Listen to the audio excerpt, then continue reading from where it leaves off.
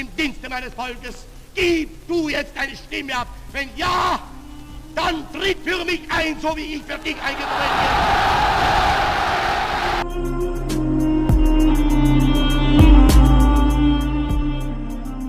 সালটা 1945।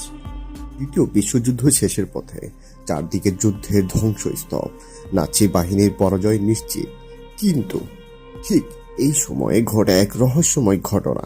হিটলারের বিশাল সোনার ভান্ডার যেন হাওয়া হয়ে যায়।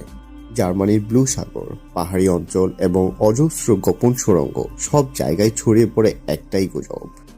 হিটলার তার বিপুল পরিমাণ সোনা, হীরা, শিল্পকর্ম এবং সম্পদ গোপন স্থানে লুকিয়ে রেখে গেছেন, যা এখনো কেউ খুঁজে পায়নি। অনেকে বলে পরাজয়ের আগে হিটলার নির্দেশ দেন এসএস বাহিনীর একটি বিশেষ ইউনিট এই ধনসম্পদ লুকিয়ে ফেলবে এমন জায়গায় যেখানে কেউ কোনোদিন খুঁজে পাবে না। সেই জায়গার নাম কেউ বলে আলপস পর্বতের গুহা, কেউ বলে অস্ট্রিয়ার লেক টপলিস, যেখানে আজও ডুপুরিরা সোনার সন্ধানে নামে।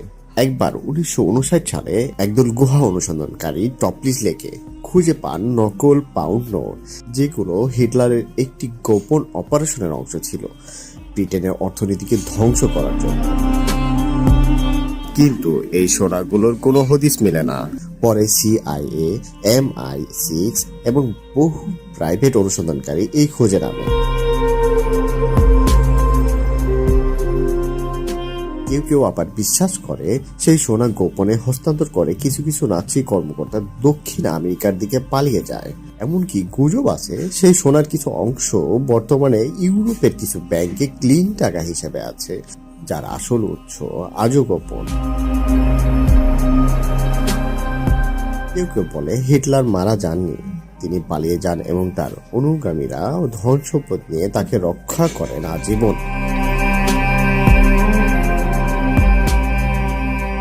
যদিও এইসব তথ্যের সত্যতা প্রমাণ হয়নি, তবে আজও পৃথিবীর নানা প্রান্তে কিছু মানুষ জীবনের ঝুঁকি নিয়ে খুঁজে চলেছে হিটলারের সেই হারিয়ে যাওয়া সোনা।